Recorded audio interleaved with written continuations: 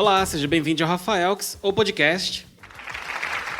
Desde o dia em que eu me descobri gay, eu me pego refletindo sobre o conceito de se assumir gay. Isso aconteceu nos meus 19 anos, ou seja, é algo que de tempos em tempos volta na minha cabeça há 12 anos. E apesar de entender que é um processo diferente para cada pessoa, uma coisa é comum a todas elas: não tenho que assumir. No último episódio do podcast sobre artistas gays interpretando personagens héteros, eu espero que vocês tenham ouvido. Depois que acabar esse, é só voltar no episódio 18. Eu comentei que, por muito tempo, pessoas LGBTQIAP+, precisaram esconder sexualidade para conseguir emprego. No Brasil, nunca foi proibido ser gay, mas também nunca foi fácil. A homofobia acompanha a nossa vida desde os primórdios da sociedade patriarcal. Em um levantamento, inclusive, realizado em 2019, mais de 70 países ainda tinham como proibido ser gay, como se fosse uma escolha. Alguns, inclusive, com pena de morte, tá? E se você é gay, sabe que não é uma escolha. Você simplesmente é. Agora, se você que tá ouvindo não é gay, bom, você também tem que saber disso, tá? Não é uma escolha, não é uma opção sexual, como foi dito por muitos e muitos anos. É orientação sexual. São coisas bem diferentes. É tudo muito natural, tudo muito normal, é o que é. A razão de eu nunca ter decidido me assumir gay foi porque eu sempre entendi que é errado se assumir gay. E veja bem, eu não tô dizendo que você tem que se esconder, ok? Não é isso que eu quero dizer. É simplesmente ridículo você ter que reunir a família na sala, sentar no sofá e com todo o cuidado do mundo dizer: pai, mãe, sou gay, mas ainda sou eu mesmo. Sabe, aqueles papinhos clichês de quando você se assume pra família? Cara, não fode, sabe? Não... É a coisa mais ridícula e inimaginável do mundo, por exemplo, pensar em um hétero reunindo a família na sala pra dizer: papai, se todas as sexualidades são normais, por que umas precisam assumir e outras não? Absolutamente ninguém tem que se assumir nada, tem que admitir nada. Não faz sentido. Inclusive, de tão absurdo que é, a gente tem diversos quadros de humor que exploram isso de forma mais pastelão possível. A famigerada comédia de absurdo.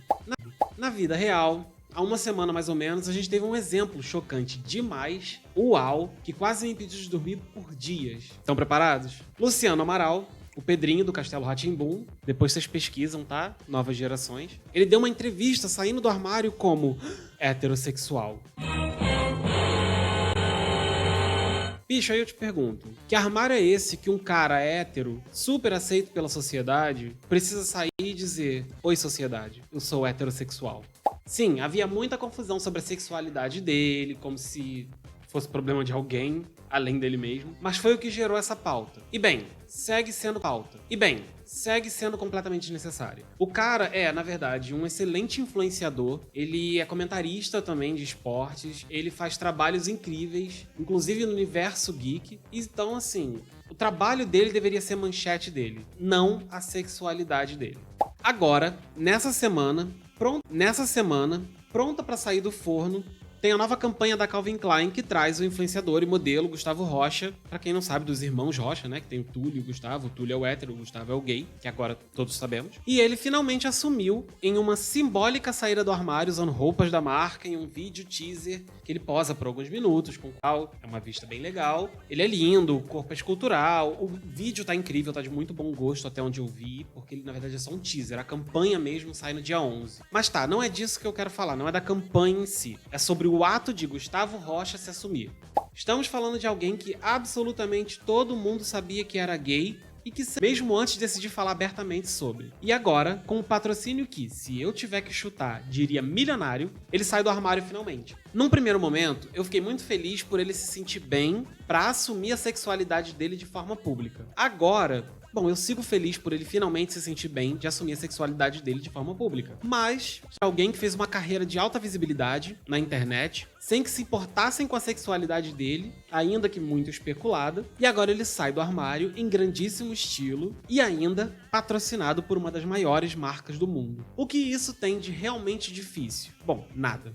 E eu digo isso sem hipocrisias, tá? Pra mim, também não foi nada difícil sair do armário. Eu só não ganhei dinheiro com isso. Ok, queria ter ganho também, não vou mentir. Imagina que louco. Sai do armário e ganha dinheiro. Ótimo. Não foi o caso. A minha história, na verdade, eu vou contar pra vocês. Primeiro foi a minha mãe. A minha mãe fez algo por mim que, na verdade, eu sou muito grato. E quisera todas as mães fizessem isso. Ok, a gente não tem que assumir, como eu disse lá no início do podcast. Mas a sociedade nos obriga a. A minha mãe, um dia, pleno aniversário dela, no meio da festa, a gente bebendo, se divertindo, ela virou no meu ouvido e falou: meu filho, eu sei. Eu achando que ela tá bêbada, eu falei: sabe o que, maluca? Eu sempre tive uma relação muito tranquila com a minha mãe, tá? Muito de brincadeira. Então sabe o que, maluca? Ela: meu filho, eu sei. Aí olhou nos meus olhos e falou, tipo: querido, todo mundo já sabe que você é viado. E aí eu achei aquilo muito, eu fiquei meio sem ação. Aí ela me abraçou e falou: cara, relaxa, fica tranquilo, só tô te contando o que eu já sei. Não precisa falar nada, tá tudo bem, nada mudou, te amo do mesmo jeito.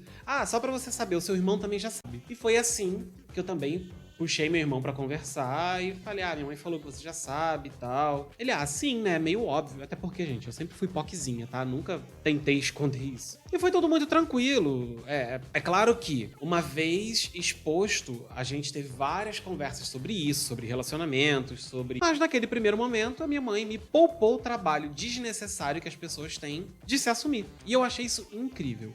Com o meu pai já foi um pouquinho diferente. É como eu falei, eu não acho que eu tenha que me assumir. Então eu nunca me assumi. Pro meu pai e pra minha avó, mãe do meu pai, com quem eu morei praticamente a minha vida inteira. Desde meus 5 anos de idade, mais ou menos, eu morei com meu pai e a minha avó, mãe do meu pai. A minha mãe, eu sempre tive uma excelente relação, vejo fins de semana, passava férias com ela, ligava pra ela sempre, ela me ligava sempre, mas eu morei praticamente a vida inteira com meu pai e a minha avó paterna. E eu me assumi pra eles, pro meu pai, na verdade, eu fui morar com meu marido, com o Matheus.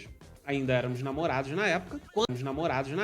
Quando ficamos noivos e decidimos que íamos casar na data X, foi que eu virei pro meu pai e falei: olha, pai, seguinte, na data X, Matheus e eu vamos nos casar. Eu gostaria que você fosse. Percebam, em nenhum momento eu tive que reunir meu pai na sala e falar: pai, eu sou gay. Nunca me dei o trabalho, eu simplesmente anunciei o meu casamento porque ele estava sendo convidado. E com a minha avó foi a mesma coisa. Eu voltei em casa, já acho que alguns meses morando já fora com o Matheus, e eu falei: olha, eu vou me casar. Ela: que legal, qual é o nome dela? É Matheus. Aí minha avó virou e falou: ai, meu Deus, e o que eu vou usar nesse casamento? Foi isso. Ela precisou de 2 segundos pra assimilar que eu ia me casar com outro homem e que vestido ela ia usar na cerimônia. Pronto.